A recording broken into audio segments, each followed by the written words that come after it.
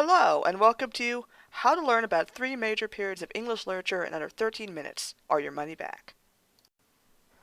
So today we're going to start with the Romantic Era, which is commonly dated as starting at 1789 and ending in 1837. Some of the major events that mark this period of time include the French Revolution, which started in 1789 and really spurred similar feelings through the English citizenry, which is seen in their poetry, as we're going to explore in the next slide. It is also a point in time when beliefs in the English Empire are really at a downturn. People are starting to question the king's rulership, which at the time is King George III. They're starting to question the parliament. They're starting to look at their own lives and wondering how they could be bettered. And in this, we see a lot of poetry which not only addresses these issues, but also starts looking more at the common man, which up to this point in literature has not really been the goal. It's been really more talking about the upper class. So the first poem we're going to look at is Percy Shelley's sonnet England 1819, which is a very political poem, but the first thing we're going to look at is the form of the poem, which looks like a standard sonnet, but the rhyme scheme is actually very awkward. It's actually an A, B, A, B, A, B, C, D, C, D, C, C, D, D rhyme, which does not follow what would have been the standard Shakespearean sonnet format. It looks like Shelley was really perverting or twisting the sonnet form for his own means. Other than that, it is a standard sonnet. It does have the iambic pentameter. It does have the standard 10 syllable count per line, but that rhyme scheme is a sign that there's something off about this poem. So, as we look at the actual material of the poem, we can see why this might have been a politically incendiary poem for its time. It calls King George III old, mad, blind, despised, and dying. It compares the Senate and the Parliament to leeches, literally feeding off the country, which is described as weak, starved, and stabbed in the untilled field. It also describes the laws that Parliament is passing as golden and sanguine, as these horrible laws which kill people but look nice, very powerless in their effect, and then calling for a Senate Times Worse statute, which is just another insult on top of the insults that Shelley has given to Parliament, which reflects, again, because this is a very out there poem, how most people were probably feeling at the time about their English government. So as we see in these highlighted lines, this sonnet calls upon the common people to rise up against their government. It is a literal call for action. They are asking for the people to form an army, to stop being this fainting country, being fed on by their rulers. And this, again, feeds into the idea that the French Revolution really is giving the literary movement in England at this time a lot of heat, a lot of inspiration, a lot of political drive that they didn't really have before, and these characteristics are what going to really exemplify romantic writers from any other era before it. So now we've come to the Victorian era, which runs from 1837 to 1901 and includes the entire rule of Queen Victoria.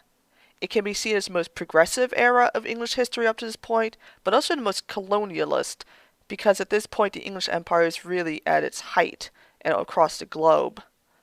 What exemplifies the literature in this era from, say, the Romantic era is that the literature in this time talks about social issues, gender issues, race issues, although not as much, and also deals with things like the economy, consumerism, issues that are actually impacting common people at that time. We also see a rise in the serialized literature. We see a rise in the novel. We also see a rise in the detective story, as with Wilkie Collins' The Moonstone. But as we're going to see in the next poem, two of the major concerns in this era are gender and class.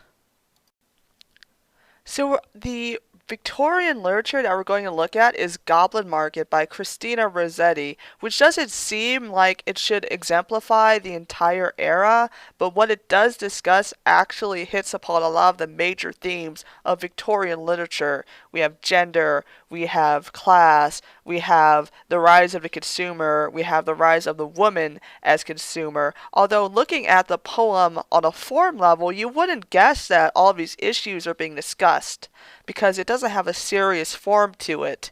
Reading it out loud, you can see that based on the form of the lines, the form of the rhyme, it has a very sing-songy aspect to it. You can't help but think of a children's rhyme when you're reading it, although as you read further into it, the imagery is so dark at times that you can clearly see this was not meant for children. Actually, I think this was for children. Victorian children were very weird, apparently. They read poems like this and went to work in factories, so let's all feel sorry for them. So anyway, what is discussed in this poem, which undercuts the sing-songiness of it, is the fact that we have women as consumers. They are active in their economies, although in his poem, the economy is the literal goblin market. As we see in these lines, women use their bodies as commodities in this market.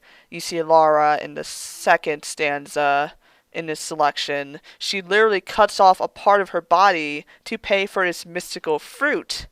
And yet, the action of saving money is seen as more heroic than spending money, as in the third stanza that we have her sister Lizzie, who was able to get the fruit without actually paying for it, and the sound of the penny jingling in her purse is a good thing, not a sign of, oh, she couldn't be bothered to spend money. In this poem, the woman is a consumer, but still not spending money is seen as the higher form of consumerism for her, because she is still, after all, a woman. So after all of the entirety of Goblin Market, of the women who are using their bodies as commodities, making their own decisions, choosing to become part of this market, we come to the ending, which is a very classic heteronormative Victorian ending. As they're both married, they have children. The men are faceless. We don't even know who the men are, but it doesn't matter because now they're just wives, and their memories of the Goblin Market is just a lovely story. And of course, it ends with a moral lesson that there is no friend like a sister in calm or stormy weather, etc., etc., which, again, Victorian literature tried to be progressive, in ways was very progressive for its time, but still ends on this very same heteronormative note of women going back to their proper place in society as wives, as mothers, and not as consumers. And again, this actually undercuts a very popular reading of the poem, which sees it's very feminist as the women as lesbians, but in this reading you see that is not the case. They are returning to what Victorian society was seen as proper for them.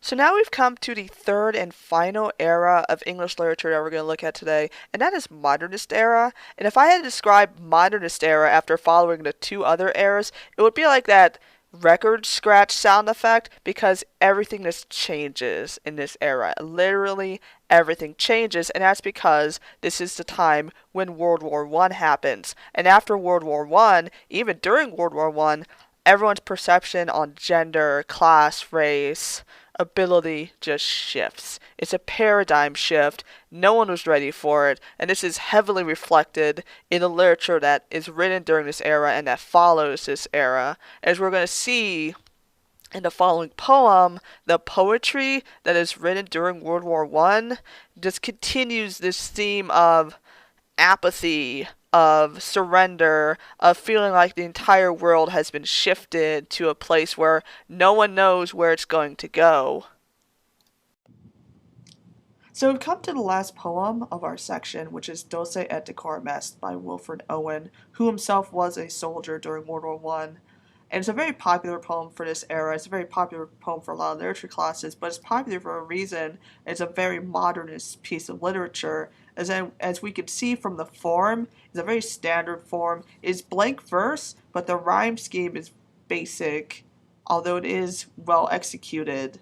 And nothing about it is super revolutionary on its front.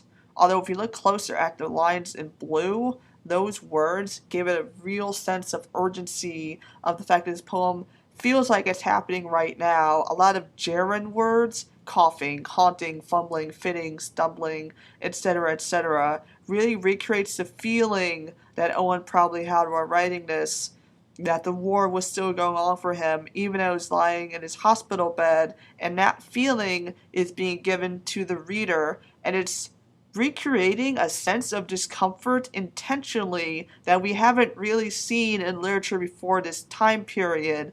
It's really making the reader become aware that there's another realm of experience beyond what they're experiencing, and the soldiers of World War One, including Wilfred Owen, are those people. And it's really hard to get into those shoes unless you read poetry like this, or you just happen to know someone who's been in a situation.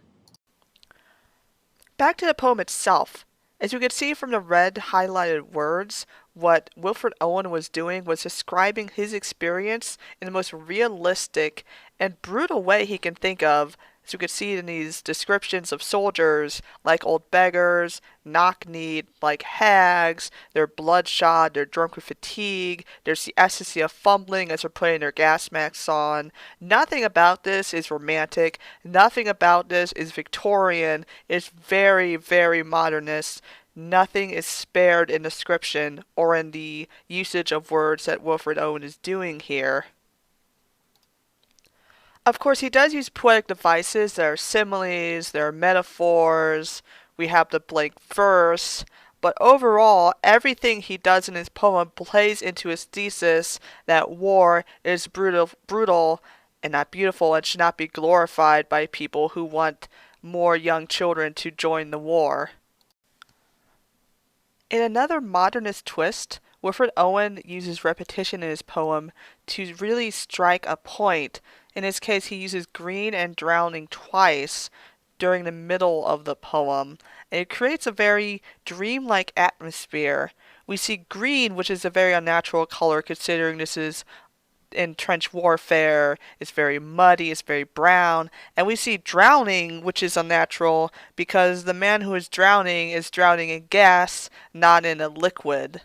But what he does with these images that are repetitive is he creates that dreamlike description of wartime horrors. And in creating an illusion, he's actually creating an illusion that defeats an illusion. And that illusion is the fact that war is beautiful. But with the drowning and the green light and the dreamlike atmosphere in which people are dying, Wilfred Owen is creating the idea that no, it's not beautiful, it's actually quite horrifying. And in that case, Dulce et Decorum Est is a very ironic title, as this is in full Dulce et Decorum Est pro patria mori, translated into how sweet and fitting it is to die for your fatherland, which I believe Wilfred Owen, in his entire poem, if not his entire body of work, is disagreeing with, and in that, he is very modernist. So what we have, in conclusion, is three very different, but very diverse, and very eclectic eras of English literature: Romantic, Victorian, and modern. And what we got out of this are three very dynamic, very interesting works of literature worth studying. And hopefully what we have all taken away from this is that literature is awesome. Thank you for watching and have a great summer.